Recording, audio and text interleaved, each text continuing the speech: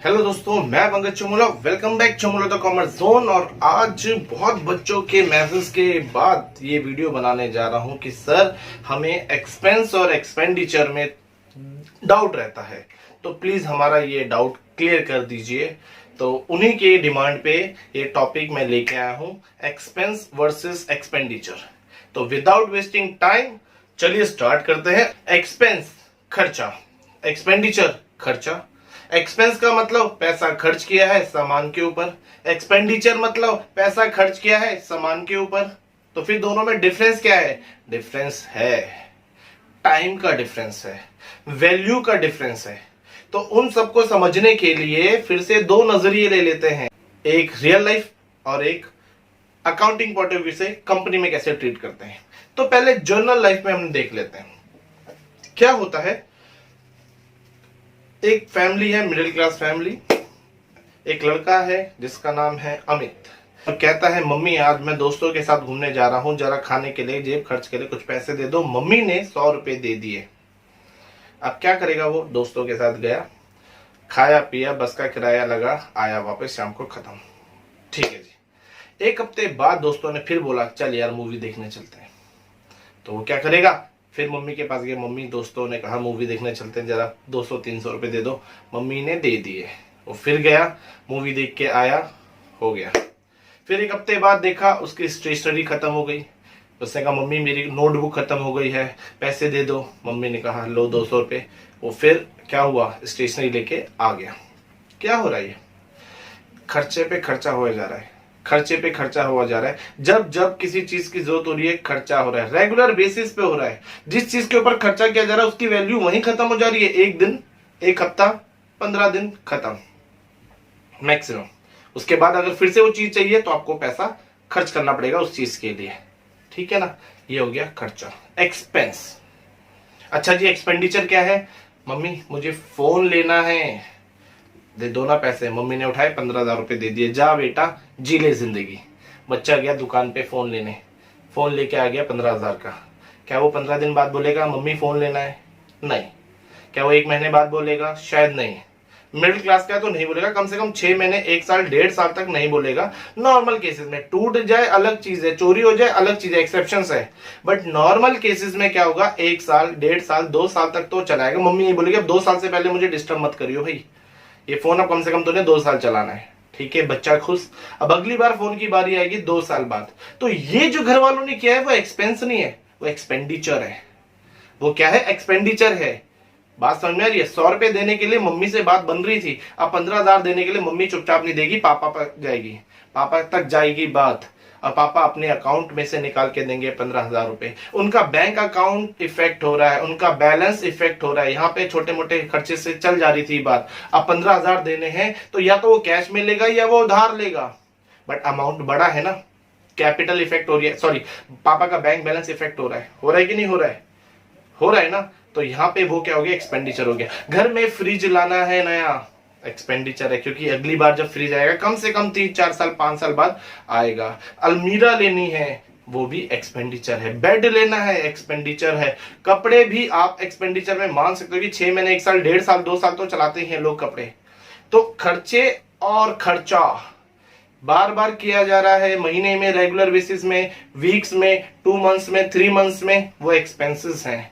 और वही खर्चा साल में एक बार किया जा रहा है, 2 साल में एक बार किया जा रहा है, या 5 साल, 10 साल, 15 साल में एक बार किया जा रहा है, उसको क्या बोलेंगे? एक्सपेंडिचर। अब अकाउंटिंग टर्म्स बिजनेस के पॉइंट ऑफ व्यू से देखते हैं एक्सपेंस क्या है। इसकी डेफिनेशन पे चलते हैं। Expense is a value has expired during the accounting period. मतलब एक्सपेंस एक ऐसी वैल्यू है, ये तो पता है कि आपने खर्चा किया है, बट उसकी जो वैल्यू है ना, वो ड्यूरिंग द अकाउंटिंग पीरियड, 1 साल के दौरान उसकी वैल्यू खत्म हो जाती है। तो जो भी वैल्यू आपकी खत्म हो जा रही है, जिसके ऊपर आपने पैसा खर्च किया है, उसकी वैल्यू अगर 1 साल के दौरान खत्म हो जा रही है ना, तो उस एक्सपेंस, उस खर्चे को हम क्या नाम देंगे? एक्सपेंस नाम देंगे। ठीक है, चलो कुछ एग्जांपल ले लेते हैं इसके ऊपर। जैसे कि आपने पेमेंट करनी है, कैश पेमेंट कह लो या बैंक से कह लो, वो पेमेंट, जैसे सैलरी पे किया है, तो सैलरी जो आप खर्चा कर रहे हो वो वैल्यू 1 मंथ की है ना, अगले मंथ की मंथली चल रही है है ना। एक साल से ज्यादा के लिए तो आप पे नहीं करोगे, एक महीने के लिए पे करोगे।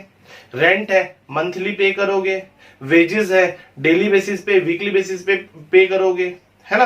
तो इनकी जो वैल्यू है, आप जो खर्चा कर रहे हो इनके ऊपर, उनकी value during the accounting period खत्म हो जाती है। क्लियर। दूसरा, purchase of goods and services, वो गुड्स एंड सर्विसेज के ऊपर किया गया खर्चा जो एक साल के अंदर आपने बेच दिए हैं, राइट। तो यानी कि उन पे किया गया खर्चा, जितना भी आपने एक साल के दौरान बेचा है गुड्स, उसके ऊपर किया गया खर्चा, वो भी एक्सपेंस कहलाएगा। करंट एसेट्स की वैल्यू गिर जाना, बैड डेब्ट बन जाना, डेटर जब बैड डेब्ट बन जाता है। फिक्स एसेट्स के ऊपर डेप्रिसिएशन लग जाता है, ठीक है। आपने कोई छोटी इन्वेस्टमेंट की है जिसकी वैल्यू एक साल के अंदर मिल जाएगी। तो ये हो गए कुछ एग्जांपल, जो आपने खर्चा किया है या आपको नुकसान हुआ है, वो वैल्यू, उसकी जो ड्यूरेशन है वो एक साल है, उसके अंदर वो वैल्यू 0 हो जाएगी। क्लियर है। अच्छा, तीसरा पॉइंट, इसको हम कहां दिखाते हैं एक्सपेंस को? प्रॉफिट एंड लॉस अकाउंट के डेबिट साइड दिखाते हैं। तो एक्सपेंस से रिलेटेड 3 बातें हमने देख ली है। पहला उसकी डेफिनेशन, उसका मीनिंग, फिर दूसरा हमने इसका एग्जांपल कि क्या क्या होते हैं, और तीसरा इसको हम कैसे ट्रीट करते हैं, कहां दिखाते हैं। अब चलते हैं कि एक्सपेंस 2 तरीके के होते हैं, प्रीपेड एक्सपेंस और आउटस्टैंडिंग एक्सपेंस। प्रीपेड एक्सपेंस का मतलब है प्रीपेड, एडवांस में किया गया खर्चा। अच्छा, एडवांस नाम किसके लिए यूज किया जा रहा है कि इस महीने खर्चा किया अगले महीने के लिए? नहीं, वो खर्चे की बात हो रही है कि आपने इस साल खर्चा किया है और उसका इफेक्ट, उसका बेनिफिट जो है ना, वो अगले साल में भी जा रहा है, कि अगले साल भी आपको बेनिफिट मिलेगा। एग्जांपल ले लेते हैं। मान लो आपका अकाउंटिंग पीरियड है 1 अप्रैल से 31 मार्च के बीच में। अब क्या हुआ, 1 सितंबर को आपने क्या किया, अपने लैंडलॉर्ड को कॉल किया कि सर मैं ना अगले पूरे 12 महीने का आपको रेंट दे रहा हूं, अगले 12 महीने का। तो सितंबर से जब 12 मंथ काउंट किए जाएंगे तो 31 अगस्त तक चलेगा ना।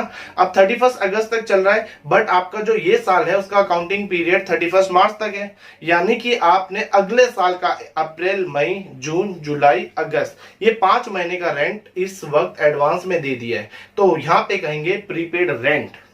जो भी अमाउंट निकलेगा कैलकुलेट करके, वो आप प्रीपेड के नाम से लिख दोगे। बात क्लियर हो गई। यही चीज होगी इंश्योरेंस प्रीमियम, कि आपने अगर अक्टूबर में इंश्योरेंस करा रहे हो तो 1 साल का कराओगे, तो यानी कि आप जो प्रीमियम पे कर रहे हो अगले 12 महीने का, तो उसमें 31 मार्च के बाद जितने भी मंथ होंगे उस मंथ का कैलकुलेट करके, उस टाइम पीरियड का कैलकुलेट करके आप अभी दिखा दोगे। कहां दिखाओगे? बैलेंस शीट में एसेट्स के अंदर, करंट एसेट्स के अंदर दिखाओगे prepaid expense, prepaid rent, prepaid आपका इंश्योरेंस प्रीमियम। ठीक है, बात क्लियर हो गई जी। अच्छा, दूसरा है आउटस्टैंडिंग एक्सपेंस। आउटस्टैंडिंग एक्सपेंस का मतलब है आपने बेनिफिट ले लिया है, अब खर्चा करना बाकी है। जैसे हम एम्प्लॉय से काम कराते हैं तो हमने पूरे मंथ उनसे बेनिफिट ले लिया है काम करवा के, अब हमारी बारी है सैलरी देना, वेजेस देना। तो ये हो गए आउटस्टैंडिंग एक्सपेंस, कि आप बेनिफिट ले चुके हो, अब आपको उसे पे करना है। तो ये हो गए 2 तरीके के खर्चे, प्रीपेड एक्सपेंस और आउटस्टैंडिंग एक्सपेंस। तो आई होप आपको एक्सपेंस वर्ड क्लियर हो गया हो। वो खर्चे जिनकी वैल्यू 1 साल के दौरान समाप्त हो जाती है, ठीक है ना, वो ही खर्चे सिर्फ। अब चलते हैं एक्सपेंडिचर। शब्द भी बड़ा है एक्सपेंस से, एक्सपेंस, एक्सपेंडिचर। सर ये तो कुछ बड़ा मामला है। अच्छा, वो अमाउंट जो या तो खर्च किया गया हो या लायबिलिटी क्रिएट की गई हो, या तो आपने अमाउंट खर्च किया है या एक उधार बना दिया है, ठीक है। या तो आप खर्च करते हो, उधार करते हो, तो बात क्लियर है ना। या तो आपने अमाउंट खर्च किया है या आपने एक बड़ा उधार क्रिएट कर दिया है। किस चीज के लिए? सामने से सामान, सर्विस खरीदने के लिए। ठीक है जी, दोबारा रिपीट कर रहा हूं, या तो आपने अमाउंट खर्च किया है या आपने उधार क्रिएट कर दिया है सामने से सामान या सर्विस को खरीदने के लिए। सर ये तो एक्सपेंस भी था, डिफरेंस बताता हूं। इसमें क्या है, ये होगी एक्सपेंडिचर की लाइन। सिर्फ मैंने पहले ही कहा था कि expense is a part of expenditure. तो अब यहां पे एक्सपेंडिचर को 2 कैटेगरी में बांट देते हैं। पहला कैपिटल एक्सपेंडिचर, दूसरा रिवेन्यू एक्सपेंडिचर। कैपिटल एक्सपेंडिचर क्या होता है? कैपिटल एक्सपेंडिचर का मतलब है वो खर्चा जो कैपिटल को इफेक्ट करे। बात खत्म। तो बच्चे बोलते हैं सर जो जो बड़ा खर्चे हो रहे हैं ना वो कैपिटल एक्सपेंडिचर हो गया। नहीं, कैपिटल एक्सपेंडिचर का मतलब है वो खर्चे जो कैपिटल को इफेक्ट कर रहे हो। अच्छा, कैपिटल कैसे इफेक्ट होगी? कैपिटल कब बढ़ती है सर? जब कैपिटल में प्रॉफिट बढ़ेगा। अच्छा, प्रॉफिट कैसे बढ़ेगा सर? जब आपकी अर्निंग कैपेसिटी बढ़ेगी। अच्छा, अर्निंग कैपेसिटी कैसे बढ़ेगी? जब हम सर उन चीजों के ऊपर पैसा खर्च करेंगे जिन चीजों से हमारी अर्निंग कैपेसिटी बढ़ेगी। हमारी अर्निंग कैपेसिटी बढ़ेगी तो हमारा प्रॉफिट बढ़ेगा। हमारा प्रॉफिट बढ़ेगा तो सर हमारी कैपिटल बढ़ेगी। तो बात समझ में आ गई ना? इसका मतलब क्या हुआ? जब एक कंपनी फिक्स एसेट्स के ऊपर पैसा खर्च करते हैं, फर्नीचर के ऊपर पैसा खर्च करेगी, मशीनरी के ऊपर पैसा खर्च करेगी, लैंड एंड बिल्डिंग के ऊपर पैसा खर्च करेगी, इन तीनों का मतलब क्या है कि वो अपनी अर्निंग कैपेसिटी बढ़ाने की बात कर रही है। अर्निंग कैपेसिटी बढ़ेगी, प्रॉफिट बढ़ेगा, प्रॉफिट बढ़ेगा तो आपकी कैपिटल बढ़ेगी। तो हम डायरेक्ट बोलते हैं वो एक्सपेंडिचर जिससे आपकी कैपिटल इंप्रूव हो, वो एक्सपेंडिचर जिससे आपकी अर्निंग कैपेसिटी बढ़े, उसको हम क्या बोलते हैं? Capital expenditure. ठीक है। अच्छा, दूसरी चीज इसको कहां दिखाई जाती है? इसको दिखाई जाती है बैलेंस शीट में एसेट साइड, क्योंकि आप कोई भी चीज खरीद रहे हो ये चीजें, तो वो सीधा के सीधा एसेट्स आ रहे हैं, वो आपने वहां दिखा दिया। एग्जाम्पल मैं बता चुका हूं, फर्नीचर खरीद लिया, मशीनरी खरीद ली, लैंड एंड बिल्डिंग खरीद ली।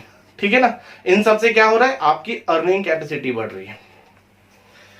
अब चलते हैं रिवेन्यू एक्सपेंडिचर। रिवेन्यू क्या है? कैपिटल का उल्टा। भाई पैसा तो खर्च कर रहे हो आप, चाहे पैसे खर्च करो चाहे उधार करो, सामान के ऊपर कर रहे हो। वो सामान जो एक साल के दौरान आप बेच दिया जाएगा, एक साल के अंदर बेच दिया जाएगा। दूसरी चीज, ये अर्निंग कैपेसिटी के ऊपर नहीं इफेक्ट करता है, ये अर्निंग कैपेसिटी को मेंटेन करता है। यानी कि रिवेन्यू एक्सपेंडिचर का काम वो सारे खर्चे हैं जो कैपिटल एक्सपेंडिचर को बढ़ाए ना, मतलब अर्निंग कैपेसिटी को ना बढ़ाए, बट अर्निंग कैपेसिटी को मेंटेन रखे। जरूरत पड़ने पे खर्च करे जा रहा है, खर्च किए जा रहा है पैसा, क्योंकि अर्निंग चाहिए भैया। ठीक है, बढ़ाना नहीं है मोटिव, मेंटेन करना है मोटिव रिवेन्यू एक्सपेंडिचर का। इसको हम कहां दिखाएंगे? इसको हम प्रॉफिट एंड लॉस अकाउंट के डेबिट साइड में दिखाएंगे, क्योंकि ये नॉर्मल खर्चा है।